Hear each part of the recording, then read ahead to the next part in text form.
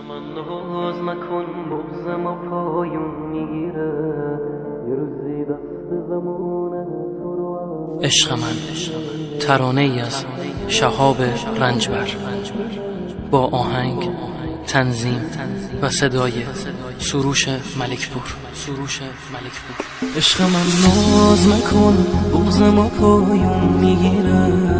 یه روزی دست زمونه تو رو از من میگیره وقتی تنها با تو بودن واسه من زندگیه تو رو دیدن تو رو خواستن رو کی از من میگیره عشق من قلب این عاشق با تو آروم میگیره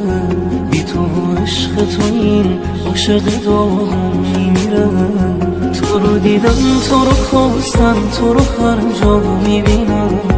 بی تو عشق تو من همیشه تنها میمونم عشق من عاشقتم تکرار هر شبانته همه حرفم به خدا از عشق و صداقته با تو بودم توی دنیا واسه من نهایته عشق من بی کسی و شب با تو پایون میگیره همه رگام از حرارت نگات خون میگیره با تو باشم تن عاشقم بازم جون میگیره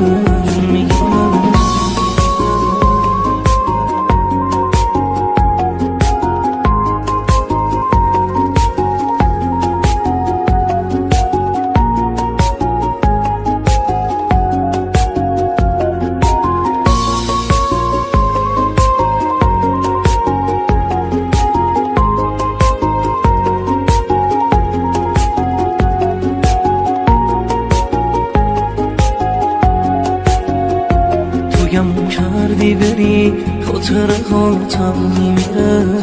روزای رفته برام رنگ سیاهی میگیره اگه صد بهار و پاییز واسه تو گریه کنم نمیتونم که تو رو یه لحظه از یاد ببرم من همون عاشقتم تا که چشم برونیه سن من از اون نگاه مهربونت دوریه تو رو دیدم توی رویا واسه من نهایته عشق من بی کسی و شب با تو پایون میگیره همه رگام از حرارت نگات خون میگیره با تو باشم تن عاشقم بازم جون میگیره